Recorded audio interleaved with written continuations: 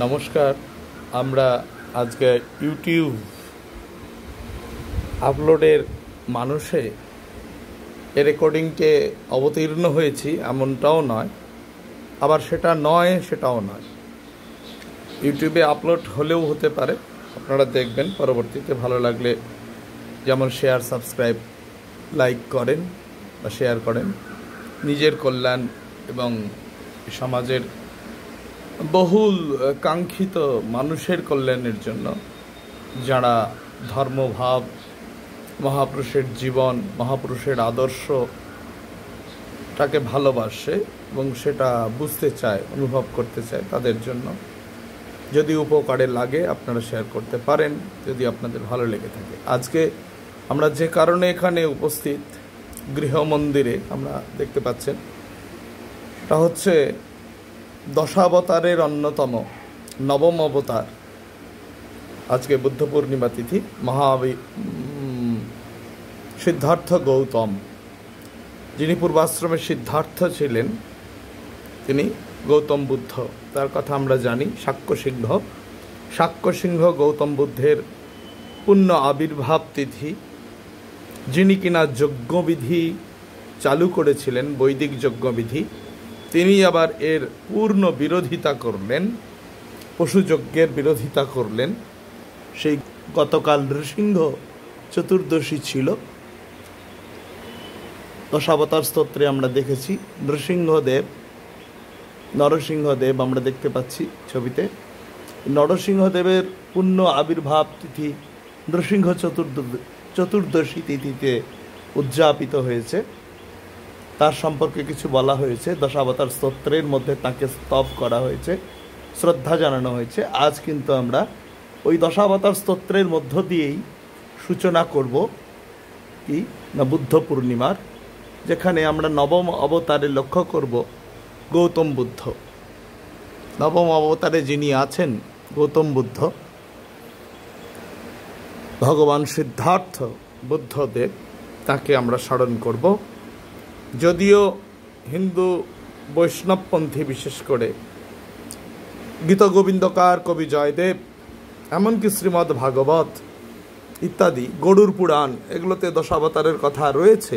অন্যান্য অবতারের আগেই, শুরুতেই, প্রথমে আমরা দশাবতারের কথা, যে ধীরে ধীরে মানব ক্রমে তার উত্থান হচ্ছে, সেখানে সর্বত্রই কোনো মতে হয়তো কোথাও শ্রীরামের পরে কৃষ্ণ এসছে, কিন্তু বেশিরভাগ যারা কৃষ্ণকে স্বয়ং অবতারী, স্বয়ং ভগবান, কৃষ্ণস্থ ভগবান স্বয়ং, এই মতে বিশ্বাসী, তারা দেখাচ্ছেন যে কৃষ্ণের স্বয়ং অবতারী, স্বয়ং সেই গাছ থেকে ফল হচ্ছে, গাছেরই ফল, যেন অবতারগণ, এই কুর্ম, মৎস্য, কুর্ম, বরাহ, নৃসিংহ, তারপর বামন,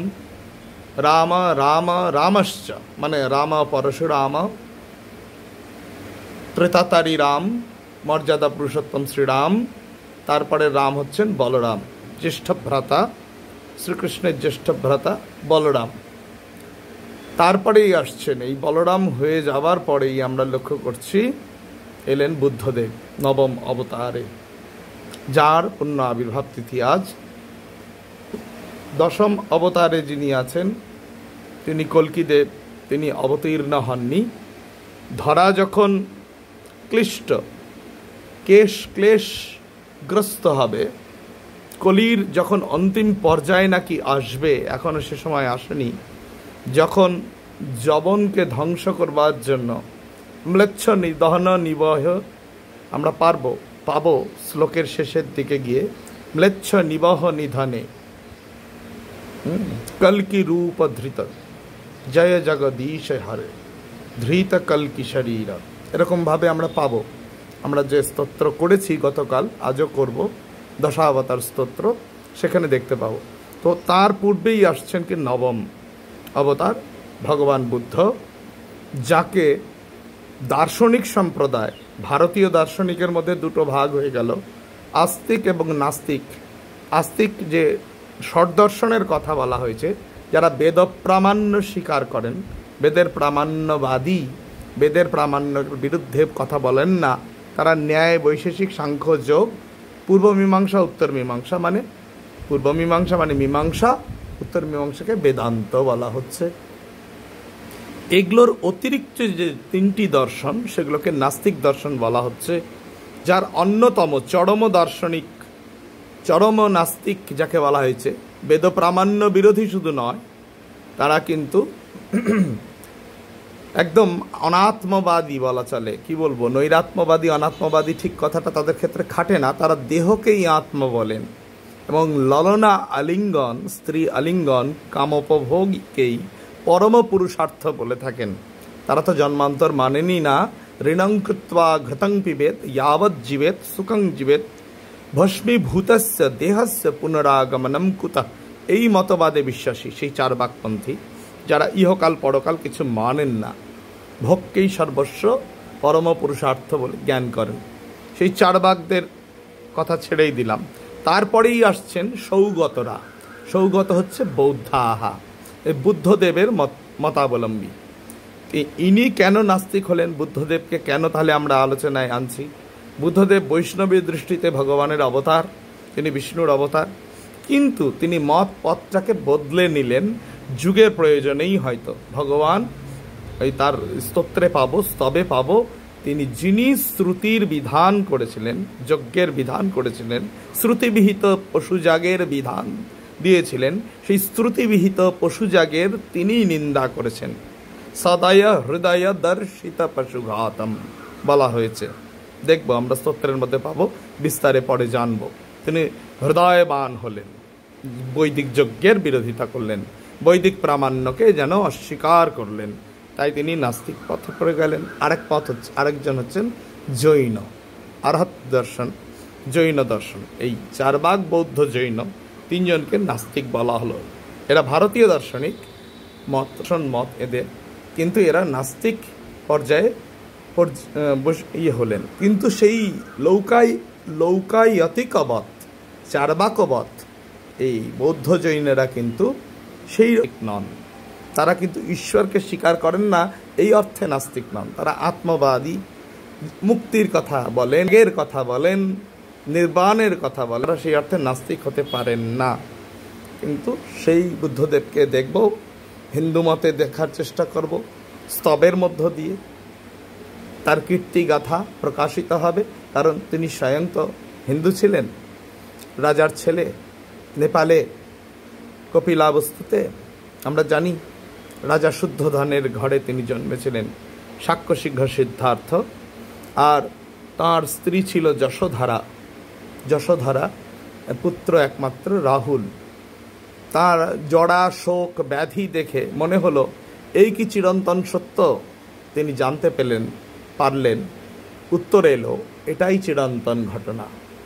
দুঃখ কি, দুঃখের কারণ কি, দুঃখ নিবৃত্তি কিভাবে হয়, আর দুঃখের নিবৃত্তি আছে, আর দুঃখ নিবৃত্তির উপায় আছে। এই চারটি সত্যকে তিনি পরবর্তী জীবনে সন্ন্যাসের পর উপলব্ধি করবেন। কিন্তু এই দুঃখই তাকে কিন্তু বিভাগী করলো, বৈরাগ্যযুক্ত করলো। তিনি ঘর ছাড়া হলেন, সুন্দর স্ত্রী, সুন্দর একটি ছেলে পুত্র, রাজ্যপাট ছেড়ে তিনি কিন্তু সন্ন্যাসী হলেন। আমরা জানি সে কথা। সিদ্ধার্থ রাজগৃহে গমন করেছেন সন্ন্যাস গ্রহণের পর, রাজগৃহে। এই সমস্ত অনেক বিস্তারিত তার জীবন কথা যারা বৌদ্ধরা আলোচনা করেন আছে। আমরা অত বিস্তারিত না গেলেও কিছু জীবন কথা, কিছু উপদেশ আমরা চেষ্টা করব দেখবার, অনুধ্যান করবার। আর ভিডিও রেকর্ডিং যেটা হচ্ছে সেটা এইটুকু আমরা চেষ্টা করি এবার অডিও রেকর্ডিংয়ে এটাকে রেকর্ড করবার বা এটা পাঠ করবার। ঠিক আছে, ধন্যবাদ, আপনারা শুনতে থাকুন। পয়সিষমিতা ভবতাপম কেশব ধৃত ভৃগুপতি রূপ, কেশব ধৃত ভৃগুপতি রূপ, জয় জগদীশ হরে, জয় জগদীশ হরে। वितरसि दिक्षुरणे दिक्पतिकमनीयं दशमुखमौलिवलिं रमणीयं केशवधृत केशवधृत रघुपति रूप केशवधृत रघुपति रूप जय जगदीश हरे जय जगदीश हरे। वह शिव पुषि विशदे वसनं जलदाभं हलहति भीतिमिलित यमुनाभं केशवधृत हलधर रूप केशवधृत हलधर रूप जय जगदीश हरे जय जगदीश हरे। निंदसे यज्ञ विधेरः श्रुति जातं निंदसे यज्ञ विधेरः श्रुति जातं सदय हृदय दर्शित पशुघातं केशवधृत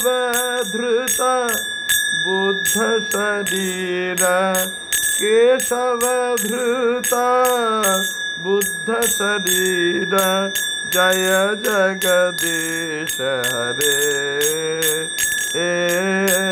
जय जगदीश हरे। लक्ष निवहनि धने कलयसि करवालं धूमकेतुमिव किमपि करालं केशवधृत कल्कि शरीर केशवधृत कल्कि शरीर जय जगदीश हरे जय जगदीश हरे। श्री जय देव कवेरिदमुदित उदारं शृणु सुखदं शुभदं भवसारं केशवधृत दशावतार केशवधृत दशावतार रूप केशवधृत दशविध रूप केशवधृत अवतार रूप जय जगदीश हरे जय जगदीश हरे जय जगदीश हरे।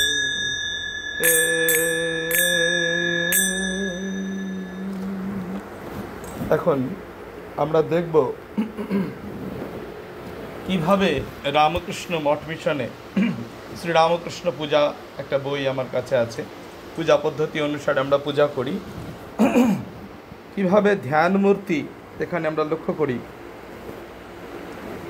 ধ্যান মূর্তি কিভাবে দুই রকমের ধ্যান আমরা লক্ষ্য করি, সেই ধ্যানের মধ্য দিয়ে কি করে আমরা গৌতম বুদ্ধকে এই নবম অবতার বৈষ্ণবরা যে নবম অবতার এর মধ্যে বৈষ্ণব ভাবনায় তাকে স্থান দিলেন, দশম অবতারের পূর্ববর্তী অবতার এই সিদ্ধার্থ গৌতম, যিনি পশুঘাত দেখে তিনি সদয় হৃদয় দর্শিত পশুঘাতম, সেই বুদ্ধদেবের বন্দনা করবার দিন আজকে বৈশাখী পূর্ণিমা তিথিতে তার ধ্যানটিকে আমরা একটু দেখি, লক্ষ্য করি কীরকম ধ্যান মন্ত্র, তার অর্থই বা কী সেটা জেনে নেওয়ার চেষ্টা করব।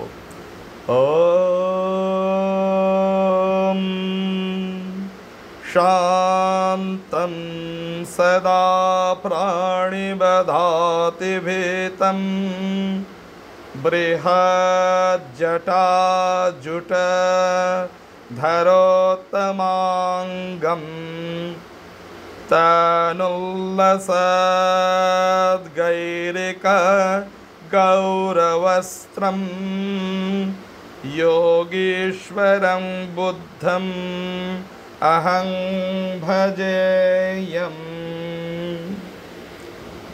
ধ্যানান্তর অন্য প্রকারের ধ্যান।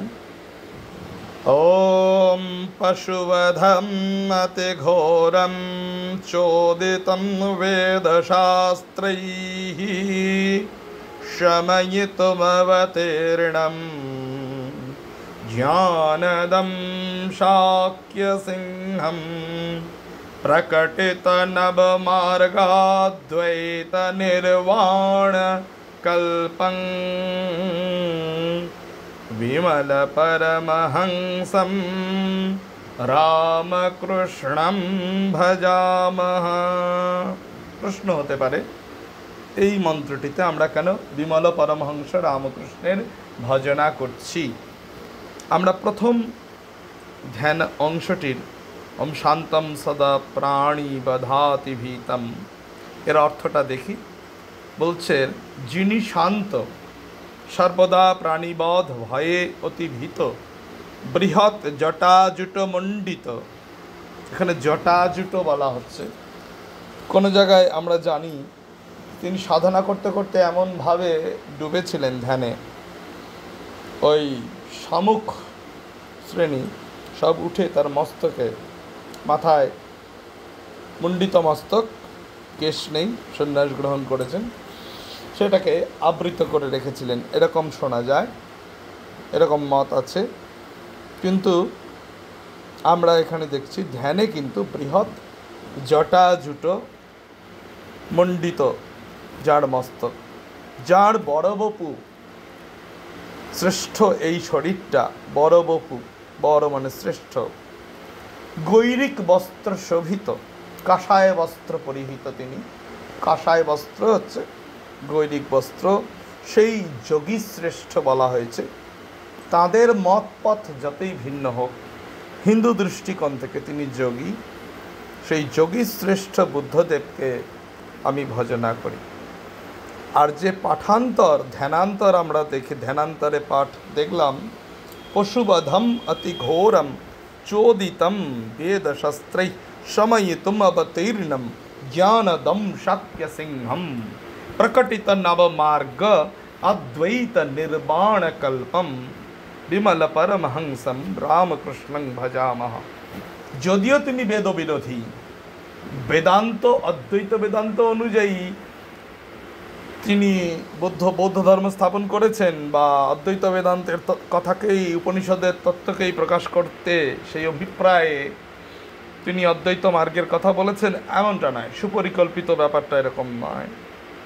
কিন্তু যেন সাদৃশ্যবোধক অদ্বৈতবাদী হিন্দু সমাজ, সনাতন সমাজ যেন এই বেদবিরোধী নাস্তিক বুদ্ধকে, গৌতম বুদ্ধকে অদ্বৈত তত্ত্বের প্রকাশক রূপেও যেন চিহ্নিত করে ফেললেন। বিশেষ করে শ্রীরামকৃষ্ণপন্থী আমরা যেন আমরা বুদ্ধের সঙ্গে অদ্বৈত তত্ত্বের, বৌদ্ধ তত্ত্ব, সৌগত তত্ত্ব, যে নির্বাণ তত্ত্ব, তার সঙ্গে অদ্বৈত মার্গের সেই ব্রহ্ম নির্বাণ তত্ত্বের, শ্রীমদ্ ভগবদ্ গীতায় যে ব্রহ্ম নির্বাণের কথা বলা হয়েছে, যেন অদ্ভুত মিল আমরা খুঁজে পাই। তাই জন্য প্রণাম মন্ত্রটিতে বা ধ্যান মন্ত্রটিতে, এই অন্য মন্ত্রটিতে রামকৃষ্ণপন্থীরা এইভাবেই আমরা তাকে দেখি, এই ধ্যান মন্ত্রের মধ্যেই তাকে খোঁজার চেষ্টা করি। এর অর্থ কি? বেদশাস্ত্রবিহিত অতি ঘোর পশুবধ প্রশমিত করে যিনি নির্বাণাক্ষ অদ্বৈত তত্ত্ববোধের এক নবীন মার্গ বলে দিচ্ছি। রামকৃষ্ণ মিশন, রামকৃষ্ণ ভাবধারায় ঘোষণা করে দেওয়া হলো, তিনি অদ্বৈত তত্ত্ববোধের এক নতুন মার্গ প্রকাশিত করলেন।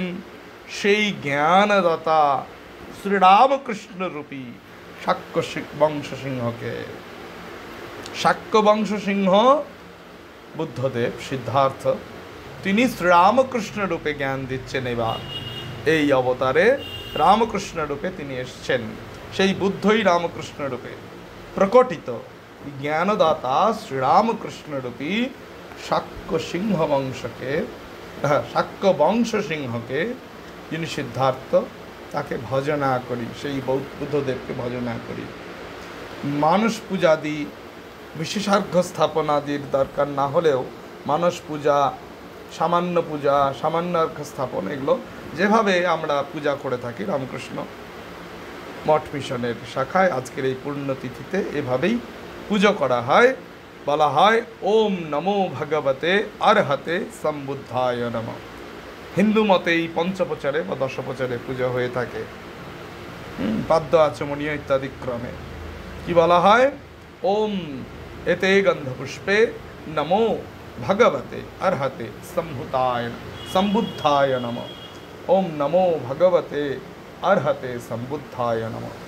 ওম নমো ভগবতে অর্হতে সম্বুদ্ধায় নমঃ। আমরা একটি প্রণাম মন্ত্রে দেখব বুদ্ধদেবকে কিভাবে দেখানো হয়েছে। এই বইটিতে আমরা লক্ষ্য করি অম পুরাসুরাণাম আসুরান বিজেতুং সম্ভারয়ং শিবরচিহ্নবেশম চকারয় শাস্ত্রম অমোঘকল্পম তং মূলভূতং প্রণতোস্মি বুদ্ধং সাম্রাজ্য সৌখ্যম তৃণবদ विहाय संधारयं शिवरचिन्नवेशं।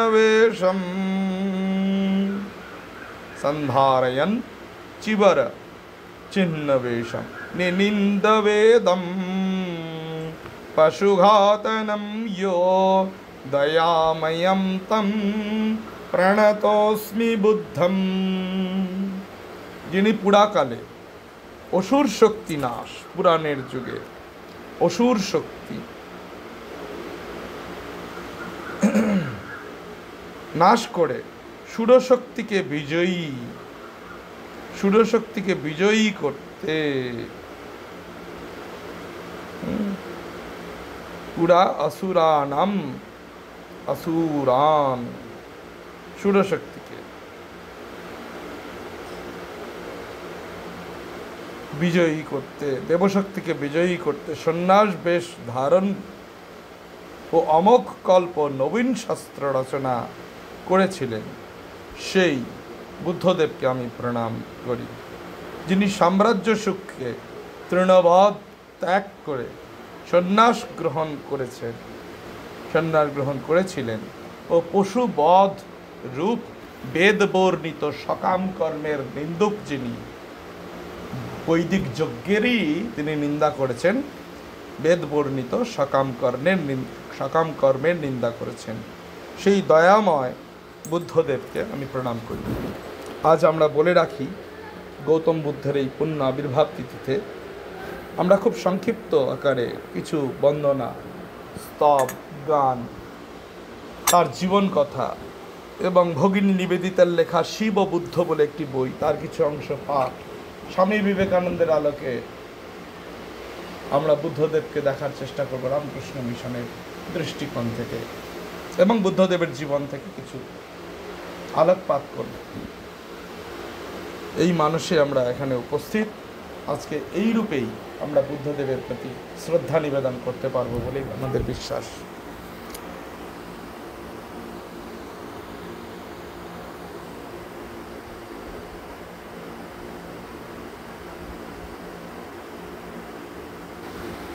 আমরা দেখব গৌতম বুদ্ধ সম্পর্কে।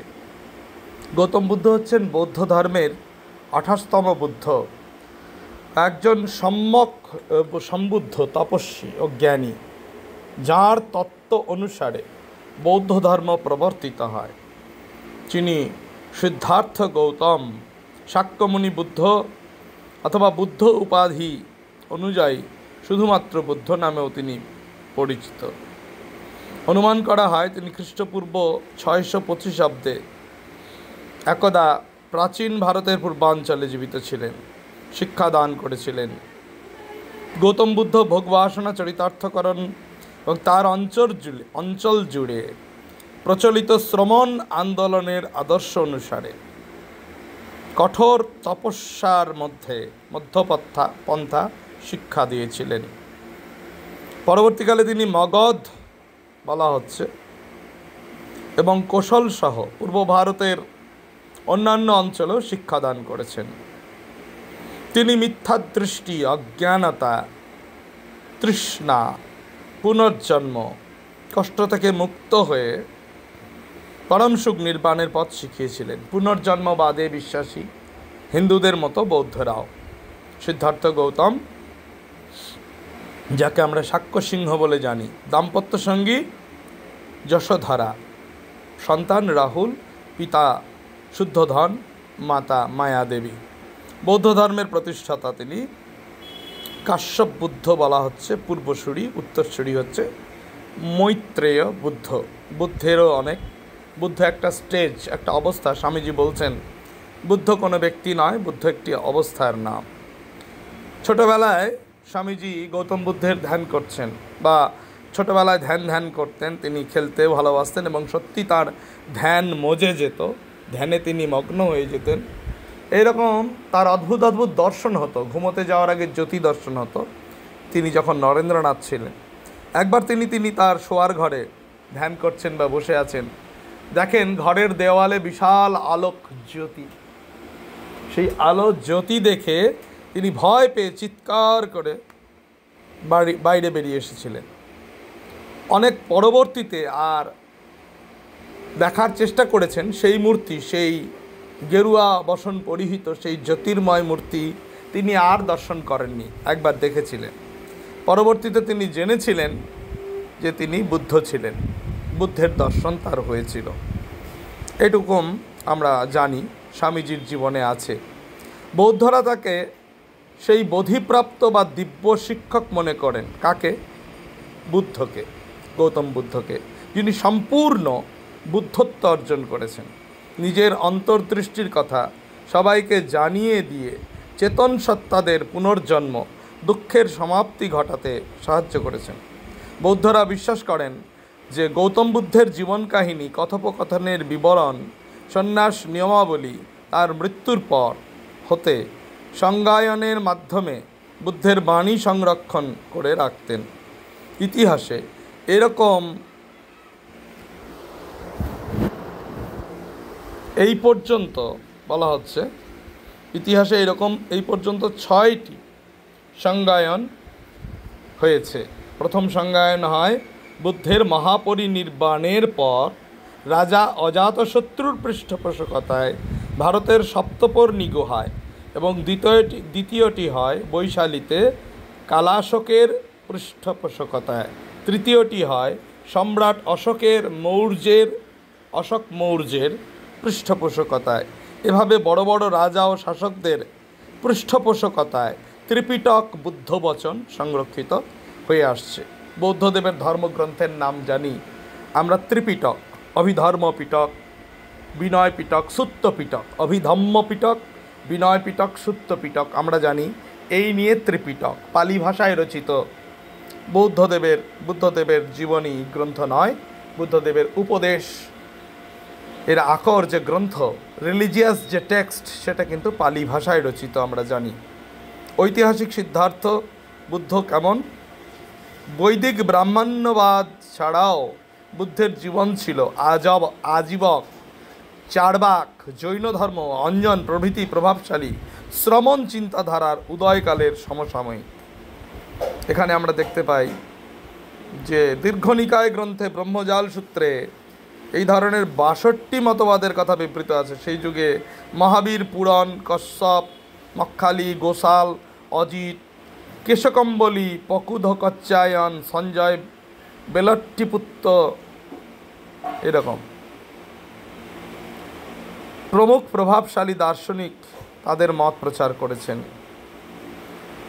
এরকম গৌতম বুদ্ধের অদ্ভুত জীবন, সেই জীবনের কিছু অংশে আমরা লক্ষ্য করব, যদি মোবাইল গুগল থেকে দেখি, উইকিপিডিয়া দেখি, সেখানেও পাবো যে বিংশ শতাব্দীর প্রথম দিককার অধিকাংশ ঐতিহাসিক 563 খ্রিস্টপূর্বাব্দ থেকে 483 খ্রিস্টপূর্বাব্দ, যীশুখ্রিস্টের জন্মের পূর্বে 563 থেকে 483 পর্যন্ত সময়কালকে তার জীবনকাল বলা হয়েছে।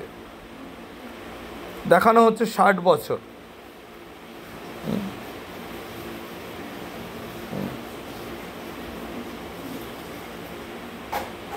না, ৮০ বছর কাল ৮০ বছর কাল তিনি জীবিত ছিলেন। ৫৬৩ থেকে ৪৮৩ খ্রিস্টপূর্বাব্দ, ৮০ বছর কাল তিনি জীবিত ছিলেন, তার জীবনকাল। যদিও এখানে জীবিত শব্দটা, জীবনকাল শব্দটা আমরা ব্যবহার করছি এই কারণেই, যতই তার আবির্ভাব তিথি বলি, বুদ্ধ পূর্ণিমা বুদ্ধদেবের জন্মতিথিও বটে। কারণ বুদ্ধদেব বা বৌদ্ধ যারা, তারা স্বীকার করেন পূর্বজন্ম, যেমন পরজন্ম অন্যেরও আছে, গৌতম বুদ্ধেরও হয়েছিল। আমরা জাতক কাহিনীগুলোতে এর বিশিষ্টতা লক্ষ্য করি, যেখানে যেন দেখানো হচ্ছে গৌতম বুদ্ধও অন্য জন্মে অন্য রূপ ছিলেন। তিনি কোনো এক জন্মে সিদ্ধার্থ রূপে জন্মগ্রহণ করলেন পিতা শুদ্ধোধনের গৃহে, এবং পরবর্তীতে বুদ্ধত্ব লাভ করে সে বুদ্ধ হতে পারলেন, এবং তার অনুগামী যারা, তারাও ইচ্ছে করলে এই বুদ্ধ অবস্থায় উত্তীর্ণ হতে পারে। ১৯৮৮ খ্রিস্টাব্দে বুদ্ধের জীবনীর ওপর আয়োজিত একটি সম্মেলনে অধিকাংশ বক্তৃতায় ৪০০ খ্রিস্টপূর্বাব্দের নিকটবর্তী বছরগুলির মধ্যে বুদ্ধের মহাপরিনির্বাণের সময়কাল বলে নিরূপণ করেন।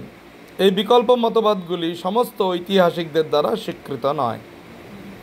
বলা হচ্ছে, বৌদ্ধ ঐতিহ্য অনুসারে গৌতম অধুনা নেপালের লুম্বিনী নগরে জন্মগ্রহণ করেন ও কপিলাবস্তুতে বড় হয়ে ওঠেন। প্রায় ২ শতাব্দী পরে সম্রাট অশোক গৌতমের জন্মস্থানে তীর্থ করতে গিয়ে লুম্বিনীতে স্তম্ভ স্থাপন করেন এবং গৌতমের স্মৃতিবিজড়িত স্থানগুলোতে তীর্থযাত্রা করে সম্রাট স্তম্ভবিহার নির্মাণ করে। তার জন্য একটি স্তম্ভে বিভিন্ন ধম্ম কথাটি পালি ভাষা, সংস্কৃত হচ্ছে ধর্ম, বিভিন্ন ধম্মপুথির উল্লেখ রয়েছে, যার দ্বারা মৌর্য যুগে লিখিত বৌদ্ধ ঐতিহ্যের অস্তিত্ব প্রমাণিত হয়। পূর্ব আফগানিস্তানের জালালাবাদের নিকটে হাড্ডা হতে আবিষ্কৃত খ্রিস্টপূর্ব ৩য় থেকে ১ম শতাব্দীতে গান্ধারী ভাষায় রচিত খরষ্ঠী লিপিতে লিখিত ২৭টি বার্চের চালের গান্ধার বৌদ্ধ পুঁথিগুলি বর্তমানে টিকে থাকা বৌদ্ধ পুঁথিগুলির মধ্যে প্রাচীনতম। গৌতম বুদ্ধের জীবনী ত্রিপিটক বুদ্ধবংশ নামক গ্রন্থে পাওয়া যায়। অশ্বঘোষ রচনা করেছেন বুদ্ধচরিত, আমাদের পাঠ্য ছিল সংস্কৃত অনার্স পড়ার সময়। তিনি রাজগীরে কেমনভাবে গেলেন, কিভাবে অবস্থান করলেন, রাজগৃহ বর্তমানে রাজগীর বিহারে অবস্থিত, সেখানে বুদ্ধদেব গিয়েছিলেন, সেই বুদ্ধচরিতের মধ্যে আমরা উল্লেখ করি কি করে তিনি সন্ন্যাস গ্রহণ করলেন, সেই বর্ণনা রয়েছে। মহাকাব্যটি বুদ্ধের প্রথম পূর্ণ জীবনী গ্রন্থ। কবি অশ্বঘোষ, মহাকবি অশ্বঘোষ দ্বারা রচিত সংস্কৃত মহাকাব্য বুদ্ধচরিতম। ৩য় শতকে রচিত ললিত বিস্তার সূত্র গৌতম বুদ্ধের জীবনী নিয়ে লিখিত পরবর্তী গ্রন্থ। সম্ভবত ৪র্থ শতাব্দীতে রচিত মহাসাংঘিক লোকোত্তরবাদ মহাবস্তু। ৩য়-ষষ্ঠ শতাব্দীতে ধর্মগুপ্ত। সর্বশেষে ৫ম শতাব্দীতে রচিত বুদ্ধঘোষ থেরবাদ ঐতিহ্যের নিদান কথা উল্লেখযোগ্য। ত্রিপিটকের অংশ হিসেবে জাতক কাহিনী রয়েছে। বুদ্ধঘোষের রচিত পদ্মচূড়ামণি ঐতিহ্যশালী জীবনী গ্রন্থে বুদ্ধের জীবনী পাওয়া যায়। এই সমস্ত এগুলোকে ঐতিহ্যশালী জীবনী গ্রন্থ বলা হলো। মহাবস্তু প্রভৃতি গ্রন্থে বুদ্ধকে লোকোত্তর সর্বোৎকৃষ্ট চরিত্র হিসেবে বর্ণনা করা হয়েছে, যিনি জাগতিক বিশ্বের সমস্ত ভার থেকে মুক্ত। কিন্তু তাহলেও এই সমস্ত গ্রন্থ থেকে খুঁটিনাটি সাধারণ বিবরণগুলিকে একত্র করে বুদ্ধের জীবনের বিভিন্ন দিক সম্বন্ধে আলোকপাত সম্ভব হয়েছে। প্রাচীন যুগের ভারতীয়রা ইতিহাস ও কালপঞ্জির ব্যাপারে নির্লিপ্ত ছিলেন, বরং তারা দর্শনের ওপর বেশি মনোযোগী ছিলেন। বৌদ্ধ গ্রন্থগুলিতে এই ধারার চিত্র লক্ষ্য করা যায়, যেখানে তার জীবনের গুরুত্বপূর্ণ ঘটনাগুলি সম্বন্ধে যতবার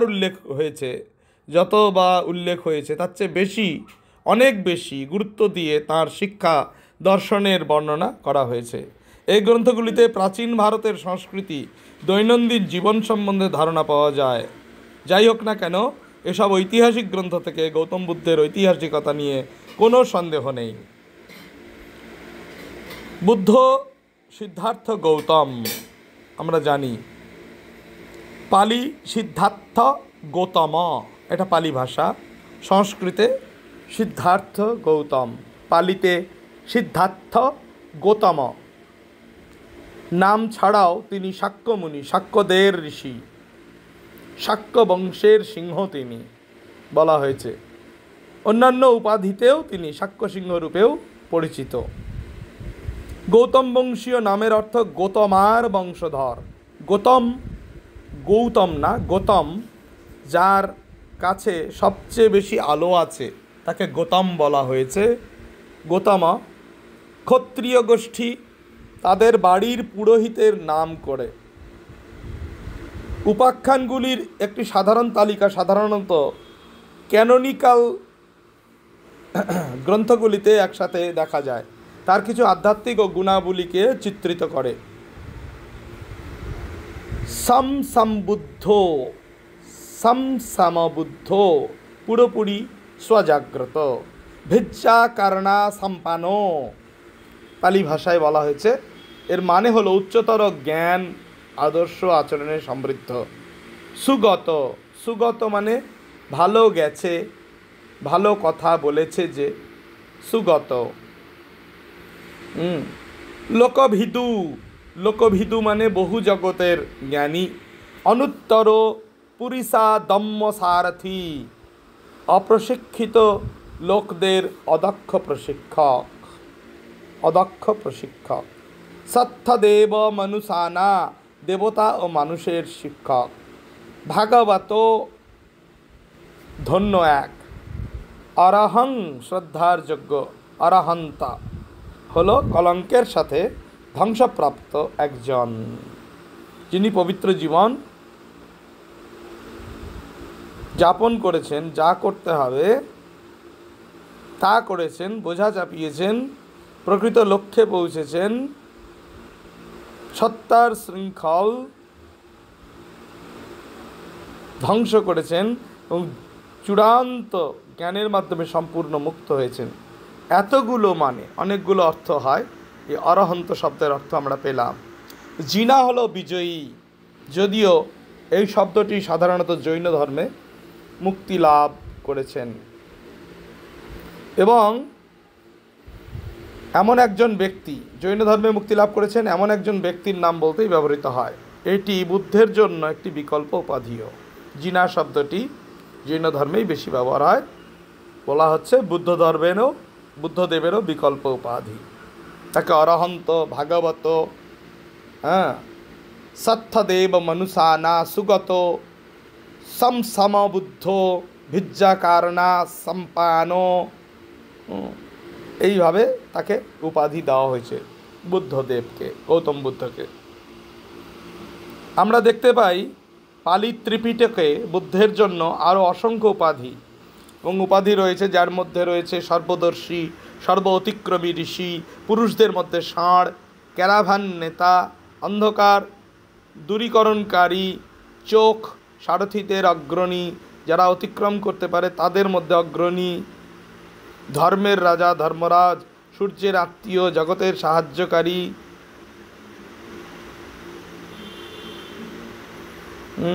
লোকনাথ, সিংহ, সিংহা, ধর্মের প্রভু, ধম্মের প্রভু, চমৎকার জ্ঞানের ভারপানা, দীপ্তিমান এক, মানব জাতির মশালবাহক, অতুলনীয় ডাক্তার এবং সার্জন, যুদ্ধে বিজয়ী এবং শক্তির চালক। অনেকভাবে যে যেমনভাবে পেরেছেন পরবর্তীকালে দেখা যায় এরকম সংযুক্ত হয়েছে। আমরা একটু সংক্ষেপে দেখব প্রাচীন শিক্ষা। বৌদ্ধ ধর্মের প্রাচীনতম মূল বিষয়ে তথ্য পাওয়ার একটি পদ্ধতি হলো পালি ক্যাননের প্রাচীনতম সংস্করণ এবং অন্যান্য গ্রন্থের তুলনা। যেমন সারবস্তিবাদ, মহিষাশাক, ধর্মগুপ্তক, চীনা আগামাগুলির বেঁচে থাকা অংশগুলি। পণ্ডিতদের মধ্যে ল্যাম্বার্ট স্মিথাউসেনের মতে বৌদ্ধ ধর্মের আধুনিক, স্মিথাউসেন বলছেন, পণ্ডিতদের 3টি পদ রয়েছে। নিকায়িক উপকরণের অন্তত একটি উল্লেখযোগ্য অংশের মৌলিক একজাতীয়তা, যথেষ্ট সত্যতার উপর চাপ। প্রাথমিক বৌদ্ধ ধর্মের মতবাদ পুনরুদ্ধার করার সম্ভাবনার বিষয়ে সংশয়বাদ, এই বিষয়ে সতর্ক আশাবাদ।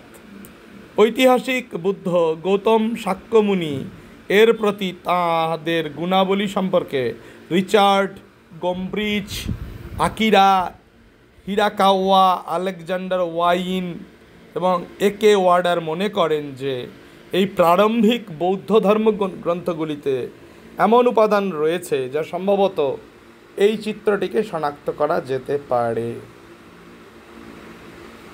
হিন্দু ধর্মে গৌতম বুদ্ধকে কিছু পুরাণ অনুযায়ী আমরা দেখছি কিছু কিছু ধর্মে গৌতম বুদ্ধকে কিভাবে দেখানো হয়েছে। সনাতন ধর্ম, হিন্দু ধর্ম গৌতম বুদ্ধকে বিষ্ণুর অবতার বলেছেন, বিষ্ণুর অবতার রূপে দেখানো হয়েছে।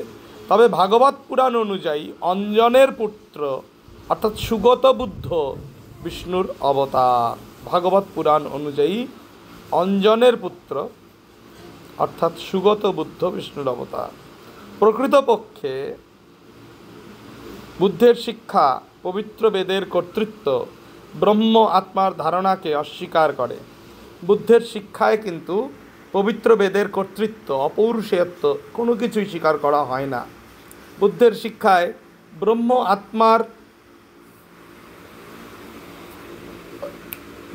আত্মার প্রকৃত শিক্ষায় কি হয়? ব্রহ্ম আত্মার কথা বলা হয় না, ব্রহ্ম আত্মার ধারণাকে অস্বীকার করা হয় প্রকৃতপক্ষে।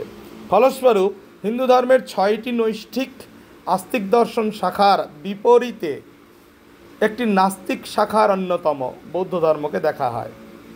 বৌদ্ধ ধর্মকে সাধারণত একটি নাস্তিক দর্শন হিসেবে শ্রেণীবদ্ধ করা হয়।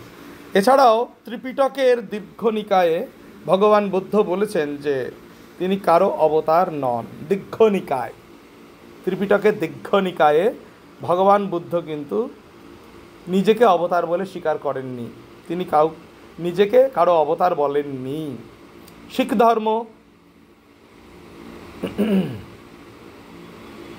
গুরু গোবিন্দ সিংয়ের লেখা দশম গ্রন্থ নামক শিখ গ্রন্থের 24 অবতার নামক রচনায় গৌতম বুদ্ধকে বিষ্ণুর 23তম অবতার বলা হয়েছে। দশম গ্রন্থ, এটা গুরু গোবিন্দ সিংয়ের লেখা শিখ ধর্মে, সেখানেও বুদ্ধদেবকে বিষ্ণুর 23তম অবতার বলা হয়েছে। মানে শিখ ধর্মের অরিজিনটাও, উৎসটাও কিন্তু হিন্দু ধর্মে নিহিত। বৌদ্ধ ধর্মের উৎস যেমন হিন্দু ধর্ম থেকেই আমরা জানি, শিখ ধর্মের কিন্তু উৎস এই হিন্দু ধর্মে, কারণ তারা বিষ্ণুকে স্বীকার করছেন, ভগবান বিষ্ণুকে। ইসলাম পবিত্র কুরআনের সূরা 95.1 অনুযায়ী কেউ কেউ ইসলামের নবিয়ুল কিফলকে গৌতম বুদ্ধ হিসেবে শনাক্ত করে থাকে, যেখানে একটি বটবৃক্ষের কথা বলা হয়েছে যা কুরআনে উল্লেখিত অন্যান্য নবীদের জীবনের সাথে জড়িত নয়। কোনো অনুবাদকের মতে তাঁর জন্মস্থান কপিলাবস্তুতে হতে পারে। অল্প পরিমাণে আহমদিয়া সম্প্রদায়ের মতেও তাকে নবী হিসাবে মানা হয়। খ্রিস্ট ধর্ম, ঋষি বারলাম জোসাফাতের জীবনী গৌতম বুদ্ধের জীবনী নির্ভর। যীশুখ্রিস্টের ধর্মে, খ্রিস্ট ধর্মে বারলাম আর জোসাফাতের কথা আছে জীবনী, সেটা বলা হচ্ছে গৌতম বুদ্ধের জীবনীকে নির্ভর করে এরূপ করা হয়েছে। এবার আমরা আসি যে প্রসঙ্গে আমাদের আসা প্রয়োজন। আমরা অনেক কথাই অল্প অল্প করে জানলাম, যে মূল কথাটা এরকমই, তার জীবনটা এরকম যেমনই হোক না কেন, যে তিনি রাজপুত্র হয়েও রাজসুখ ঐশ্বর্য ত্যাগ করে কোথায় এলেন না, স্ত্রী পুত্রকে ছেড়ে, পিতা তাকে প্রণাম করেছিলেন এমন কথা কোথাও পাওয়া যায়। তিনি যখন সন্ন্যাস গ্রহণ করে যান, সবাইকে ছেড়ে তিনি চলে এলেন। কেন? জরা ব্যাধি দেখে। জরা প্রত্যেকেরই হবে, জরার কবলে সকলকেই পড়তে হবে, সকলেরই বার্ধক্য আসবে, একদিন না একদিন মৃত্যু ঘটবে। এই পরিণতি যখন দেহের, তখন এই সুখ ভোগের কি কারণ? জগতে যত দুঃখ আছে তিনি উপলব্ধি করেছিলেন দুঃখের প্রধান কারণ জেনেছিলেন, একজন বিশেষ বিজ্ঞর কাছ থেকে জেনেছেন, নিজে বোধ করেছেন তন্হা এই জগতের যাবতীয় দুঃখের মূল কারণ। এই তন্হা পালি ভাষায় তন্হা শব্দের অর্থ হলো তৃষ্ণা, ভোগতৃষ্ণা, ভোগের বাসনা, ভোগাকাঙ্ক্ষা, তৃষ্ণা। সেটা শ্রীমদ্ ভগবদ গীতায় বারবার আসক্তির কথা, বাসনার কথা, কামনার কথা, কামের কথা বলা হয়েছে। জহি এনম কাম মহাবৈরম কামরূপম দুরাসদম। এই কামরূপ দুরাসদ গীতায় বারবার বলা হয়েছে। এই কামনাকে, কামরূপ শত্রুকে নাশ করো। কাম এষ ক্রোধ এষ রজগুণ সমুদ্ভব।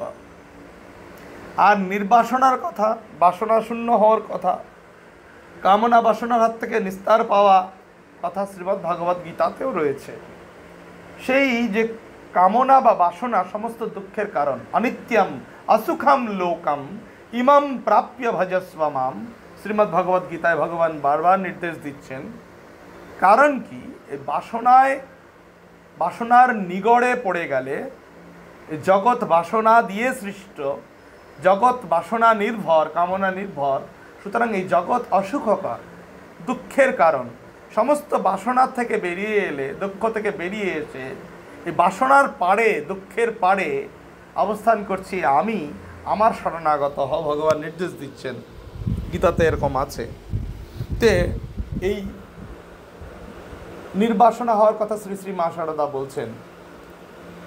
শুধু আজ রামকৃষ্ণ ভাবধারায় নয়, যে কোনো ভাবধারায়, সনাতনীয় যত প্রকারের ভাবধারা আছে, সব ভাবধারায় নিষ্কাম আদর্শটাকে শ্রেষ্ঠ আদর্শ, শ্রেয় পরম আদর্শ রূপে চিহ্নিত করা হয়েছে, সূচিত করা হয়েছে, ঘোষণা করা হয়েছে যে পরম আদর্শ হচ্ছে নিষ্কাম হওয়া, নির্বাসনা হওয়া। তো এই কথাটা, এই সার কথাটা বুদ্ধদেব অনুভব করে বললেন, তন্হা বা তৃষ্ণাই যাবতীয় দুঃখের মূল। তিনি চললেন, আমরা খুব সংক্ষেপে বলি, তিনি সাধনা করতে গেলেন। আজকে বুদ্ধগয়ায় বোধিবৃক্ষটি আছে, আমরা দেখে এসেছি, যারা গেছেন তারা জানেন। বলা হয় এখানে এই বোধিবৃক্ষ সেই পুরনো বোধিবৃক্ষ, সেখান থেকে গাছপালা পরবর্তীকালে অন্যরকম হয়েছে, বা তার পাশে আর একটি অন্য গাছ হয়েছে। সেখানে বসে তিনি ধ্যান করেছিলেন, ধ্যান করে সিদ্ধি লাভ করেন। বলেন, ইহা শুষ্যতু মে শরীরে, ইহাসনে শুষ্যতু মে শরীরম, এই ভাবনা ছিল, এই আসনে আমার শরীর শুকিয়ে যাক, এই ভাবনা নিয়ে তিনি রত হয়েছিলেন, কিন্তু হতে পারছিল না। সুজাতা নামক এক কন্যার হাতে পায়স, পরমান্ন প্রসাদ পেয়ে পায়স ভক্ষণ করে তিনি ধ্যানে মগ্ন হতে পারলেন। এবং ধ্যানের গভীরে গিয়ে 4 প্রহরের কি 4টি সত্য আবিষ্কার করলেন, যাকে চত্বারি আর্য সত্যানি, চতুর আর্য সত্য, 4টি আর্য সত্যকে উপলব্ধি করলেন। দুঃখ আছে, দুঃখ সমুদায়, দুঃখের কারণ আছে, দুঃখ নিকায় এরকম আছে, দুঃখের নিবৃত্তি আছে, দুঃখ নিবৃত্তির উপায় আছে। দুঃখ সমুদায়, দুঃখ নিকায় সমস্ত দুঃখ, রহস্য কয় ক্ষয়, পালি ভাষায় দুঃখ বলা হচ্ছে। আর আমরা বলছি দুঃখ সংস্কৃতে।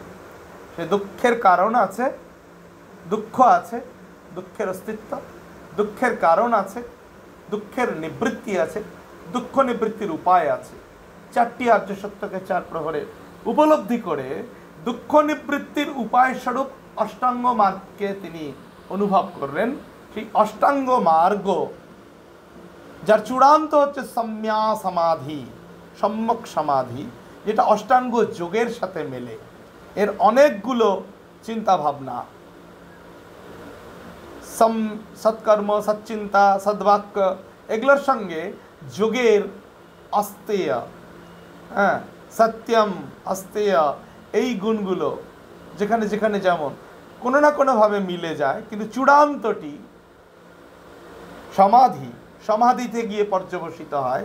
সেটা শুধু যোগমার্গে নয়, হিন্দু দর্শন অনুযায়ী নয়, এই বৌদ্ধ দর্শন অনুযায়ীও অষ্টাঙ্গিক মার্গের চূড়ান্ত কিন্তু এই নির্বাণ। বুদ্ধ আছেন আবার নেই, রামকৃষ্ণদেবের ভাষায়। আছেনও বলছেন না, নেইও বলছেন না, আছেন কি নেই কিছুই বলছেন না, চুপ।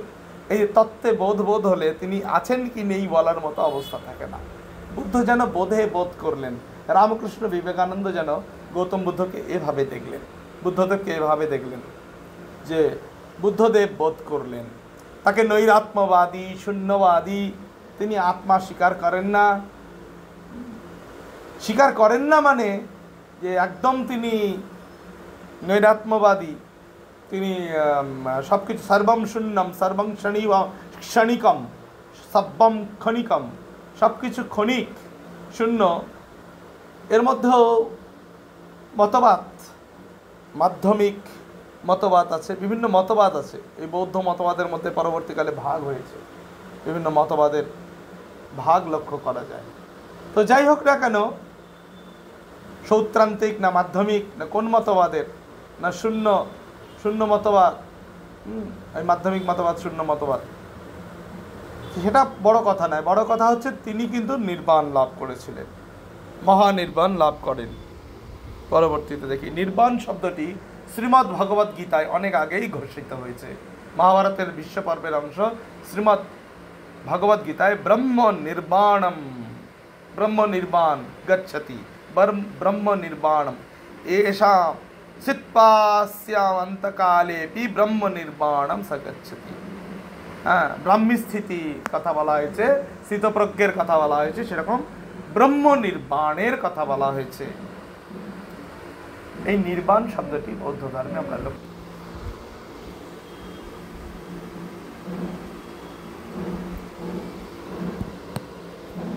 তো এই হলো ব্রহ্মবাদী না হলেও, না বললেও তিনি এইরূপ।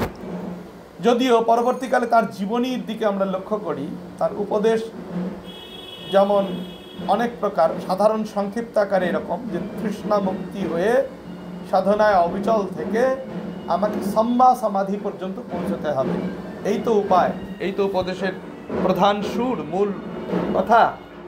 সেই বুদ্ধদেব সম্পর্কে স্বামীজি বলছেন তিনি জীবের কল্যাণ করলেন, তার অনেক বড় হৃদয়। শঙ্করের যেমন মেধা মস্তিষ্ক, বুদ্ধের তেমনি হৃদয়বত্তা। এই বুদ্ধের হৃদয়বত্তাটাকে তিনি অনুভব করলেন, তিনি ঘোষণা করলেন। কিন্তু তিনি বললেন তিনি সব ভালো কাজ করলেন, জনসাধারণের মধ্যে প্রবেশ করার জন্য লৌকিক ভাষা, পালি ভাষা, আঞ্চলিক ভাষায় ধর্মশিক্ষার ব্যবস্থা করলেন, সে বরং ভালো হলো। কিন্তু সংস্কৃত শিক্ষাটি পাশাপাশি ব্যবস্থা রাখলে মানুষ কৃষ্টি সংস্কৃতি সম্পর্কে সচেতন থাকতে পারত, মানুষ কৃষ্টি সংস্কৃতিকে ভুলে যেত না। বৌদ্ধ ধর্মেও যে অধঃপতন ঘটেছে পরবর্তীকালে, সে নিয়েও স্বামী বিবেকানন্দের রচনাবলিতে, স্বামী বিবেকানন্দের কথায় আমরা লক্ষ্য করি।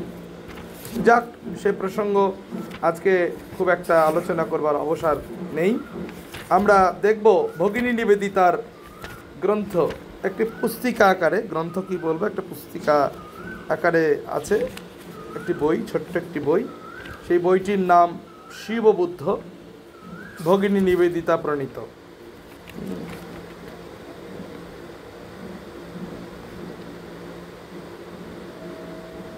ইংরেজি লেখা, মূল লেখাটি ইংরেজি লেখা, সেখান থেকে অনুবাদ করে এখানে দেওয়া হয়েছে।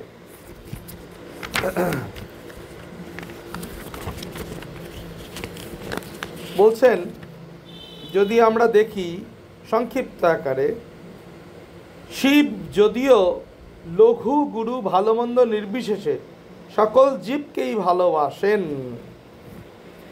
তবুও তার পত্নী পার্বতীর প্রতি তাহার টান সবচেয়ে বেশি।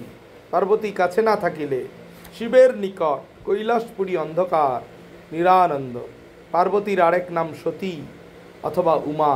শিবকে ছাড়িয়া তিনিও থাকিতে পারেন না। হরপার্বতীর পরস্পরের প্রতি ভালোবাসা অপরিসীম। এইভাবে শিব নামক যে প্রবন্ধ বলি, সেই প্রবন্ধাংশটি, লেখার অংশটি এইভাবে শেষ হচ্ছে, যেখানে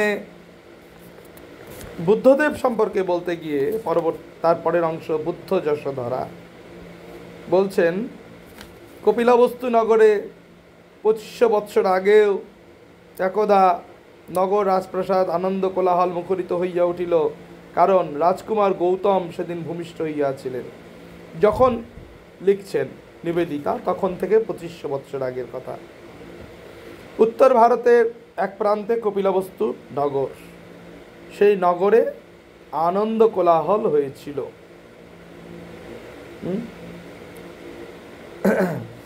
যদিও আমরা একটু আগে পেলাম যে কপিলাবস্তুতে তিনি বড় হয়েছিলেন, লুম্বিনীতে তার জন্ম। তিনি মতান্তর থাকতেই পারে, আছে। তোমরা হয়তো অবাক হইয়া ভাবিতেছ, এ আবার কি, পণ্ডিতেরা কি করিতেছেন?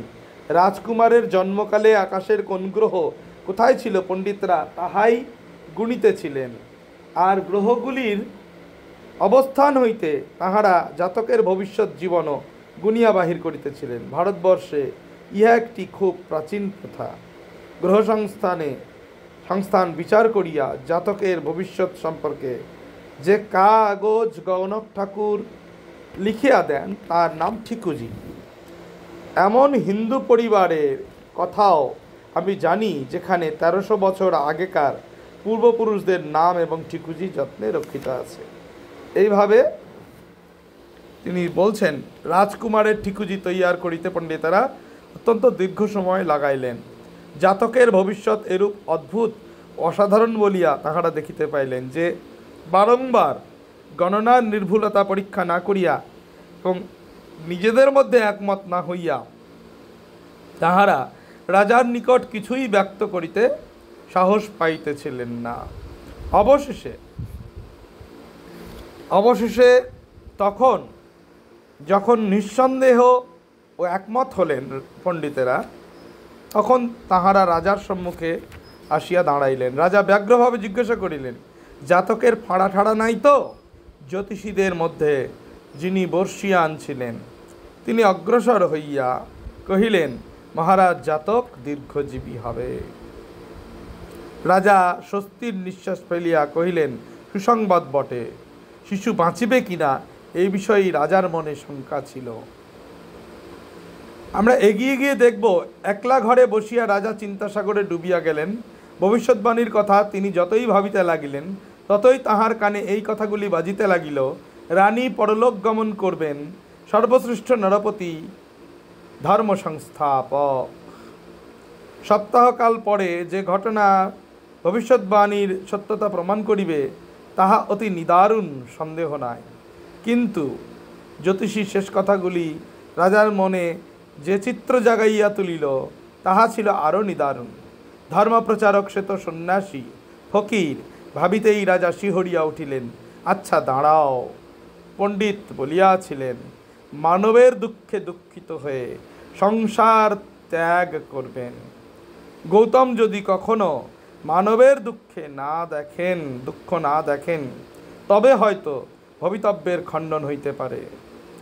অন্যের দুঃখ দেখে কিন্তু সত্যিই তিনি সংসার ত্যাগ করেছিলেন। রাজা মনে মনে সংকল্প করলেন, কুমারকে কখনো মানুষের দুঃখ দুর্দশার সহিত পরিচিত হইতে দিবেন না। তাহা হইলে সন্ন্যাসী না হইয়া কুমার দিগ্বিজয়ী সম্রাট হইবেন, রাজারও মনোবাঞ্ছা পূর্ণ হইবে। শশীকলার ন্যায় গৌতম বাড়িয়া উঠিতে লাগিলেন। এইভাবে বর্ণনা আছে বুদ্ধ যশোধরার কথা। যশোধরার পানিপ্রার্থীর অভাব ছিল না। ক্ষত্রিয়ের আচার অনুযায়ী গৌতমের ইহা কর্তব্য ছিল যে অন্যান্য প্রার্থীদের অপেক্ষা শৌর্যবীর্যে নিজেকে শ্রেষ্ঠ বলিয়া প্রতিপন্ন করেন। এরূপ না করিলে সম্মানের হানি হয়। যশোধরার পিতা রাজার প্রস্তাবে সানন্দে সম্মতি দিলেন, কিন্তু বললেন যে গৌতমকে নিজ বীরত্বের ও গুণের যথাবিহিত পরিচয় দিয়া তৎপরে যশোধরার পানি গ্রহণ করিতে হইবে। উত্তর শুনিয়া গৌতম খুব আহ্লাদিত হইয়া উঠিলেন এবং অন্যান্য প্রার্থীদিগকে দ্বন্দ্বযুদ্ধে আহ্বান করিলেন। সঙ্গে সঙ্গে একেবারে মল্লক্রীড়ার দিনও ঠিক করিয়া দিলেন। গৌতমের আত্মীয় স্বজনরা ইহাতে উদ্বিগ্ন হইয়া কহিলেন, হায়, কি প্রমাদ ঘটল! তুমি তো বাপু জন্মে একটা উড়ন্ত পাখি কিংবা একটা দৌড়ন্ত হরিণ শিকারও করনি। এখন ক্রীড়াভূমিতে কি করে ঘূর্ণিবাত্যার ন্যায় বেগবান বুনশুয়োরকে বধ করবে, আর বড় বড় ধনুর্ধরের সঙ্গে তীরধনুক খেলাই বা তুমি কি এঁটে উঠতে পারবে? এ সকল প্রশ্নের উত্তরে গৌতম কেবল মৃদু হাসিলেন। ভয় কাহাকে বলে তিনি জানিতেন না। তখন তাহার মনে হইতেছিল যেন তাহার ভিতর অফুরন্ত শক্তির উৎস খুলিয়া গিয়াছে। যখন মল্লযুদ্ধ আরম্ভ হইল তখন সকলে বুঝিল যে গৌতমের আত্মবিশ্বাস সম্পূর্ণ সঙ্গত ছিল। সমস্ত প্রতিদ্বন্দ্বীকে পরাজিত করিয়া গৌতম একে একে সবগুলি পুরস্কার হস্তগত করিলেন। এই রূপে রাজকুমার গৌতমের সহিত যশোধরার পরিণয় সম্পন্ন হইল। এইভাবে যশোধরা তার জীবনে এলেন। তাদের একটি পুত্র হলো রাহুল, আমরা জানি। পরবর্তীকালে রাহুল, যশোধরা এদেরও উপদেশ তিনি দেবেন। এরাও পরে সন্ন্যাস গ্রহণ করবেন, এরকম আছে। রাজকুমার তাহার গৌতম জিজ্ঞাসা করিলেন, লোকটির কি হয়েছে? ছন্দককে জিজ্ঞেস করছেন। যুবরাজ বলছেন, লোকটি ব্যাধি দ্বারা আক্রান্ত হয়েছে। ব্যাধি কি ছন্দক? কুমার, ব্যাধি অথবা রোগ মানুষের শরীরকে আক্রমণ করে। কেন করে, কিরূপে করে আমরা তা জানি না। রোগ হলো শরীরের স্বস্তি নষ্ট হয়। রোগ হলে রুগ্ন ব্যক্তি প্রচণ্ড গ্রীষ্মেও শীত অনুভব করে, আবার বরফের পাহাড় থেকেও গরমে ছটফট করে। কেহ বা রোগের আক্রমণে অসাড় হয়ে ঘুমোয়। হায়, একই জীবন! একটু আগেও আমি ভাবছিলাম জীবন কি মধুর। ছন্দক কহিল, মৃত্যু। ছন্দক কি কহিল? মৃত্যু। একজন লোক মারা গেছে, হায় একই জীবন। গৌতম চুপ করে রইলেন। ক্ষণকাল পরে ছন্দকের দিকে চেয়ে প্রশ্ন করলেন, জীবন হতে লোক কি করে নিষ্কৃতি পায়? দুঃখের দশা থেকে কে তাদের মোচন করে? ছন্দক কহিল, মৃত্যু। ওই দেখুন কুমার, কয়েকজন লোক একটা মৃতদেহ বয়ে নিয়ে যাচ্ছে। নদী তীরে গিয়ে ওটাকে পোড়াবে। গৌতম দেখিলেন 4 জন লোক একটা নিচু চারপাই কাঁধে করিয়া লইয়া যাইতেছে। কিন্তু যাহার উদ্দেশ্যে এই হরিবোল বলিতেছে সে সাড়া দেয় না। সারথি গম্ভীরভাবে বলিল, কিন্তু মৃত্যু যদিও জীবনের জ্বালা জুড়োয়, তথাপি মৃত্যুকে মানুষ চায় না, ভালোবাসে না। মৃত্যুকে মানব বন্ধু বলে না, মনে করে না, বরং মনে করে উহা জড়া কিংবা রোগের চেয়েও ভয়ঙ্কর শত্রু। মৃত্যু অতর্কিতে মানুষকে পাকড়াও করে। মানুষ উহাকে ভয় করে, ঘৃণা করে। উহার হাত থেকে পরিত্রাণ পাবার জন্য যথাসাধ্য চেষ্টা করে, পরিত্রাণের চেষ্টা করে। তারপরে আমরা দেখব জ্যোতিষীদের ভবিষ্যৎবাণী সফল করে মানবের ত্রিবিধ দুঃখ গৌতমকে, এই যে মানবের আধ্যাত্মিক, আধিদৈবিক, আধিভৌতিক দুঃখ, ত্রিতাপ জ্বালায় জ্বলছি আমরা, এটা তাকে যেন আর স্বস্তিতে থাকতে দিল না, অস্থির করে তুলল গৌতমকে। তাহার আহার নিদ্রা সমস্ত দূরে গেল। জন্মিলিতে মরিতে হয়, মরিলে জনম। তিনি বলিয়া উঠিলেন, ছন্দক, বুঝলাম সংসার চক্র কেবলই ঘুরছে, জীবনের আদি অন্ত নেই, তাড়াতাড়ি ঘরে চলো। অদ্ভুত এর পরিবর্তন এলো গৌতমের জীবনে। এই মানুষের দুঃখ যন্ত্রণা গৌতমকে অস্থির করল। তিনি আহার নিদ্রা সমস্ত ভুলে গেলেন, সমস্ত তার থেকে দূরে চলে গেল। যাহারা বলিতেছিল, হে গৌতম জাগো, তুমি জ্ঞানী, তুমি বুদ্ধ, ওঠো, জগৎকে উদ্ধার করো, রাজকুমার সেই আকুল বাণী অবশ্যই শুনিলেন এবং বুঝিলেন। তিনি যেন শুনতে পেলেন। গৌতম পর্দাগুলি টানিয়া দিলেন এবং আবার জানালার নিকটে গেলেন। বাইরের দিকে তাকাইয়া তিনি যেন নূতন আলো দেখিতে পাইলেন। তাহার মনে হইল যে যশোধরা তো সামান্য স্ত্রীলোক নহেন। যশোধরার উদার ও মহৎ অন্তঃকরণের পরিচয় তো তিনি অনেক পাইয়াছেন। গৌতমের মনে হইল তিনি যে আত্মোৎসর্গ করিতে যাইতেছেন তাহাতে যশোধরারও ভাগ আছে। যশোধরার বিহনে গৌতমের যে দুঃখ হইবে, তার ফলেই তিনি স্বামীর তপস্যার জ্ঞানের অর্ধেক ভাগ পাইবেন। তাহার মনে আর কোনো দ্বিধা সংশয় রহিল না। বিদায় লইবার জন্য তিনি আবার পত্নীর শয্যা পার্শ্বে গেলেন।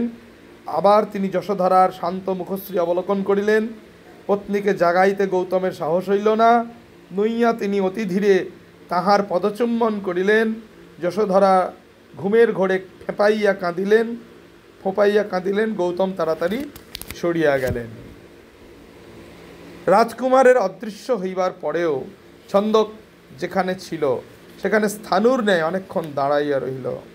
অবশেষে একান্ত ভক্তি ভরে সেই জায়গায় ধুলি লইয়া নিজের মাথায় ধারণ করিল। তারপর নিতান্ত ক্ষুণ্ণ মনে ছন্দক বাড়ির দিকে রথ চালাইল রাজাকে সংবাদ দিবার জন্য। বুদ্ধত্ব লাভের মহাক্ষণে তিনি জানিতে পারিলেন গৌতম বুদ্ধ তৃষ্ণাই দুঃখের মূল, তন্হা ভোগবাসনার তৃষ্ণাই জীবকে সংসার চক্রে আবদ্ধ করিয়া রাখে, অশেষ যন্ত্রণা দেয়। তৃষ্ণা ছাড়িলেই মানব মুক্ত হইতে পারে। মুক্তির নাম দিলেন নির্বাণ, এবং যে পথে চলিলে মুক্তি লাভ করা যায় তাহার নাম দিলেন শান্তিমার্গ। বুদ্ধগয়া, যেখানে বুদ্ধত্ব লাভ করেন গৌতম, একটি প্রাচীন মন্দির আছে, এর পাশে আছে বোধিদ্রুম, যে কথা আমরা আগেই বলেছি। আমরা শেষের দিকে গিয়ে, এই প্রবন্ধের শেষ অংশে গিয়ে দেখব যে বুদ্ধ কাকে প্রশ্নের উত্তর দিচ্ছেন, যে যশোধরা মুণ্ডিত মস্তক গৈরিক পরিহিত অনেক লোককে একত্র দেখিয়া থতমত খাইয়াছিল। সবাই বলিল, মা, কোন ব্যক্তি আমার পিতা? কে গিয়েছিল? রাহুল। যশোধরা নতজানু হইয়া বুদ্ধকে প্রণাম করিলেন।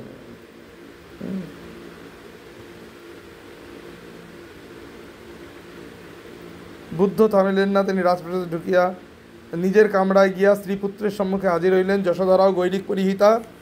যে প্রভাতে জাগিয়া তিনি জানিলেন গৌতম গৃহত্যাগ করিয়াছেন, সেই দিন হইতেই রাজপ্রাসাদে থাকিয়া তিনিও সন্ন্যাসিনী সাজিয়াছিলেন।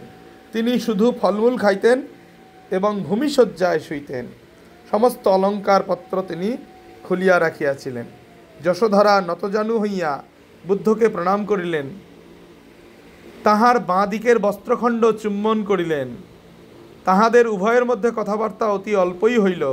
বুদ্ধ যশোধরাকে আশীর্বাদ করিয়া সেখান হইতে বাহির হইলেন। তখন যেন যশোধরা স্বপ্ন হইতে জাগিলেন। তিনি তাড়াতাড়ি ছেলেকে ডাকিয়া কহিলেন, যাও বাছা, শিগগির যাও, তোমার পিতার নিকট থেকে তোমার উত্তরাধিকার চেয়ে নাও। মুণ্ডিত মস্তক ও গৈরিক পরিহিত অনেক লোককে একত্র দেখিয়া বালক থতমত খাইয়াছিল। সভয়ে বলিল, মা, কোন ব্যক্তি আমার পিতা? যশোধরা বুদ্ধকে দেখাইয়া দিলেন না, কিংবা তাহার পোশাক ও চেহারা কিছুই বর্ণনা করিলেন না। শুধু কহিলেন, জনতার মধ্যে যিনি সিংহতুল্য, সিংহের মতো, তিনি তোমার পিতা। বালক তখন সোজা বুদ্ধের নিকট গিয়া কহিল, বাবা, আমার উত্তরাধিকার কি দেবেন দিন। বালক 3 বার একথা বলিবার পর বুদ্ধের প্রধান শিষ্য আনন্দ জিজ্ঞাসা করিলেন, দিতে পারি কি?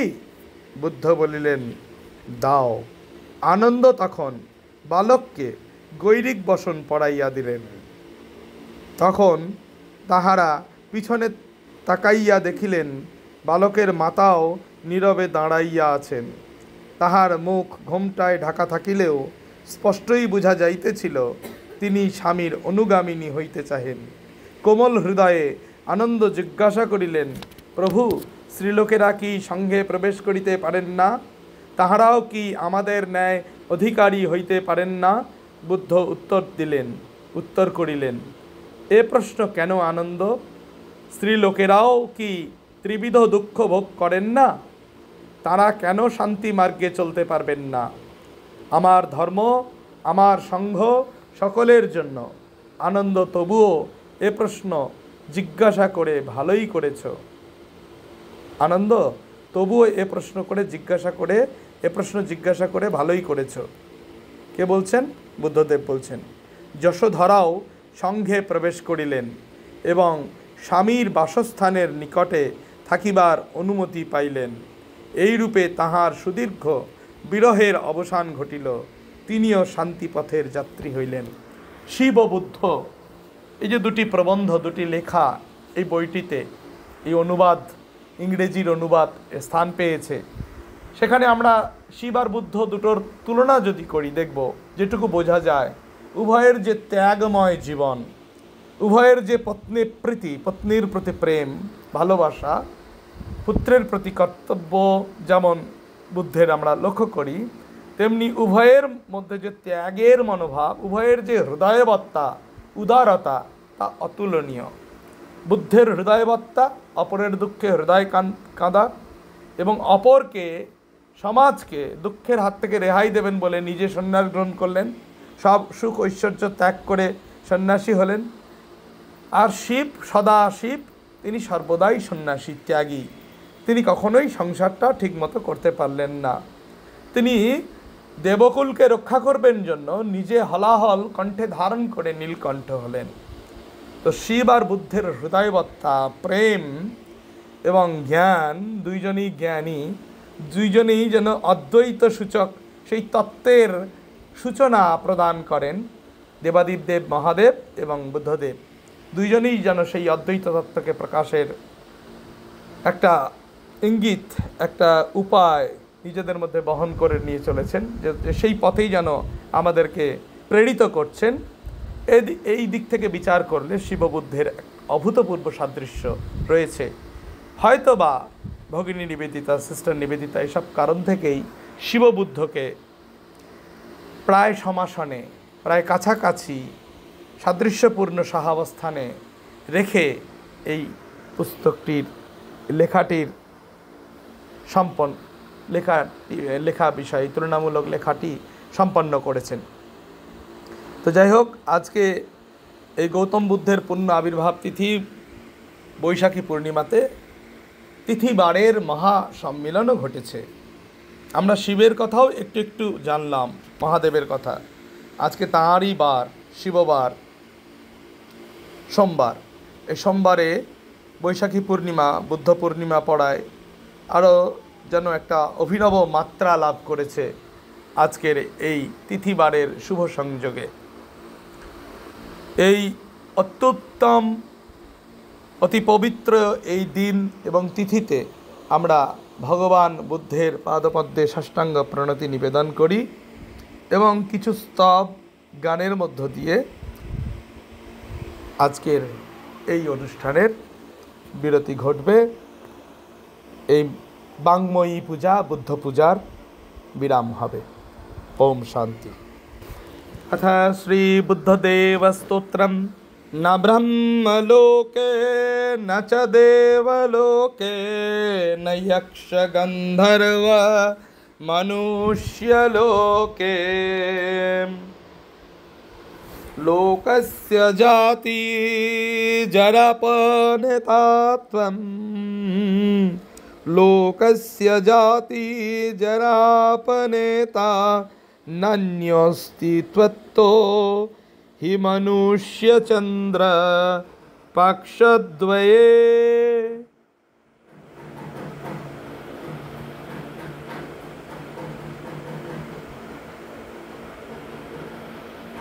এটা এরকম একটি শ্লোক।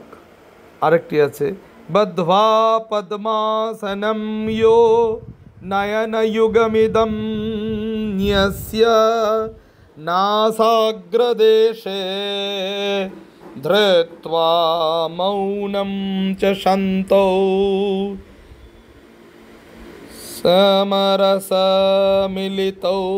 সমরসমিলিতৌ চন্দ্রসূর্যাখ্যবাতৌ পশ্যন্যন্তর্বিশুদ্ধং কিমপি চ পরমং জ্যোতিরাকারহীनं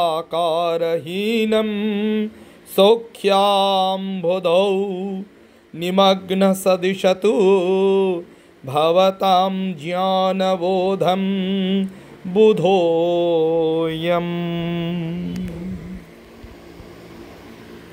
এইভাবে সংক্ষিপ্ত আরও আছে, হয়তো আমরা বুদ্ধদেবের বন্দনা স্তব কিছু পেলাম। এবার দেখি গৌতম বুদ্ধ বিষয়ক কিছু সঙ্গীত আছে। রামকৃষ্ণ ভাবধারায় বিভিন্ন রকমের সঙ্গীত আছে। তার মধ্যে একটি কবিগুরু রবীন্দ্রনাথের গানেও হয়তো কোথাও আমরা বুদ্ধের ভাবনা পেতে পারি। কিছুদিন আগে আমরা রবীন্দ্র জয়ন্তী করেছি 25শে বৈশাখ। রবীন্দ্রনাথও এই বুদ্ধ ভাবনায় ভাবিত, এই অহিংসার ভাবনা, এই ত্যাগের ভাবনা ভাবিত হয়েছেন তার প্রতিষ্ঠিত বিশ্বভারতী প্রতিষ্ঠানে। যে ছাত্রছাত্রীদের যে হলুদ রঙের যে পোশাক, ইউনিফর্ম, সেখানেও কিন্তু বৌদ্ধ ধর্মের প্রতি তার আস্থা নির্ভরতা, বুদ্ধ ধর্মের প্রতি তার যে ভালোবাসা, শ্রদ্ধা, সেটা পরিস্ফুট। বুদ্ধদেব সম্পর্কেও তার চিন্তাভাবনা অপূর্ব, অতুলনীয়। কোনো সঙ্গীত নিশ্চয়ই আছে, এই মুহূর্তে আমার মনে পড়ছে না, পরবর্তীতে নিশ্চয়ই আমি চেষ্টা করব যে রবীন্দ্রনাথ কিভাবে বুদ্ধ সম্পর্কে দেখছেন, কোনো গান যদি পাওয়া যায় বা তা কোনো কথা, সেই কথা বা গান পরিবেশনের প্রয়াস পরবর্তীতে হতে পারে। তো এখন আমরা দেখি রামকৃষ্ণ পন্থায় প্রার্থনা সঙ্গীত বই, সঙ্গীত সংগ্রহ, এ সমস্ত রামকৃষ্ণ মঠ মিশনে সঙ্গীত গ্রন্থ রয়েছে, যেখানে কিছু কিছু পাওয়া যায়। বুদ্ধ সংক্রান্ত গান রচনা করেছেন গিরিশচন্দ্র ঘোষ, রচনা করছেন। এটা কিন্তু বুদ্ধ বন্দনাই, কিন্তু গেয়েছিলেন শ্রীরামকৃষ্ণের কাছে। শ্রীরামকৃষ্ণের হৃদয় বিগলিত হয়েছিল এই গানটি শুনে, অপূর্ব সেই ভাবনা। হিংসায় উন্মত্ত পৃথ্বী, নিত্য নিঠুর দ্বন্দ্ব, ঘোর কুটিল পন্থ তার, লোভ জটিল বন্ধ। শান্ত হে, মুক্ত হে, হে অনন্ত পুণ্য, করুণাঘন ধরণী তল, কর কলঙ্ক শূন্য। আজকে কিন্তু খুব প্রাসঙ্গিক এই যুদ্ধ পরিস্থিতি, ভারত পাকের যে যুদ্ধ পরিস্থিতি, পাকিস্তানের যে বর্বরতা, যে উন্মত্ততা, হিংসায় উন্মত্ত পৃথ্বী, এই দিনটিতে আজকে কিন্তু এই গানটির খুব প্রাসঙ্গিকতা। কবিগুরু রবীন্দ্রনাথের এই কবিতার আকারে এই গানের লাইনগুলো কবিতার লাইনের মতো করে, কবিতার চরণের মতো করে উচ্চারণ করা হলো। এটা সুর ঠিক আমার জানা নেই, এটা কিন্তু বুদ্ধদেব সম্পর্কেই যেন ভৈরবী দাদরা এই কথাগুলো গান আকারে, কবিগুরু রবীন্দ্রনাথের গান, এটি একটি গানের কয়েকটি চরণ আমরা পড়লাম। আমরা চেষ্টা করি গিরিশচন্দ্র ঘোষের এই গানটি গাইবার। এর মধ্য দিয়েই আজকের এই বুদ্ধ জয়ন্তী উদযাপন, বুদ্ধ পূর্ণিমা, বুদ্ধদেবের আবির্ভাব তিথির উদযাপন সম্পন্ন হবে, এই আশা রাখি। জুড়াইতে চাই,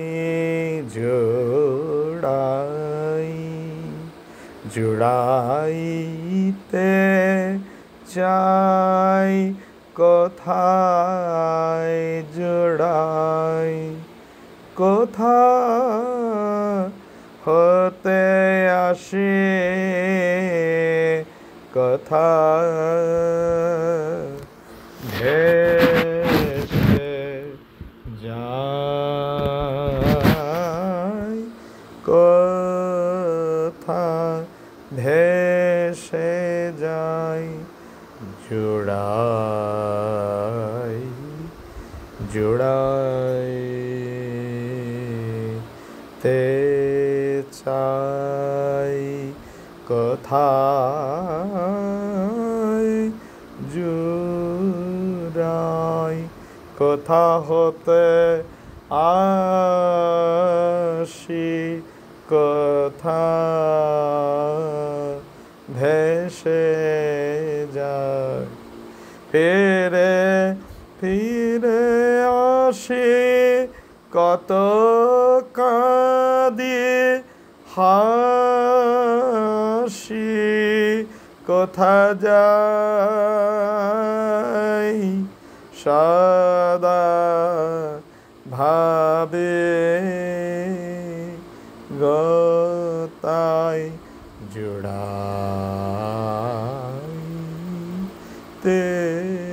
চাই, কোথায় জুড়াই, কোথা হতে আসি, কোথা ভেসে যাই, জুড়াইতে চাই, কোথায় জুড়াই। কে খেলায় আমি খেলিবা, কেন জাগি কোহ হে যেন এমন ঘোর হবে না কি ভোর আধের আধের যে মতে স্বামী জুড়াই ইতে চাই কোথায় জুড়াই কোথায় হতে আসি কোথা ভেসে যাই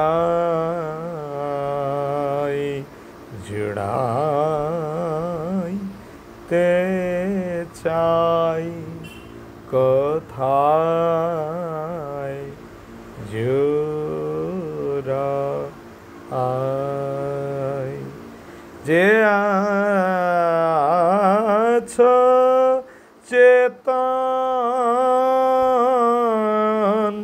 ঘুমায় না আর ঘুমায় না আর দারুণে ঘর নিবেড় আধার করতাম নাশ হও হে প্রকাশ তোমা বিনা আর নাহি কয় পার তব দেতাই শরণ চাই জুড়াইতে চাই কোথায় জুড়াই কোথা হতে আসি কোথা ভেসে ফিরে ফিরে আসি কত কাঁদে হাসি কোথা যাই সদা ভাবি গতা আই জুড়াইতে চাই কোথায় জোড়া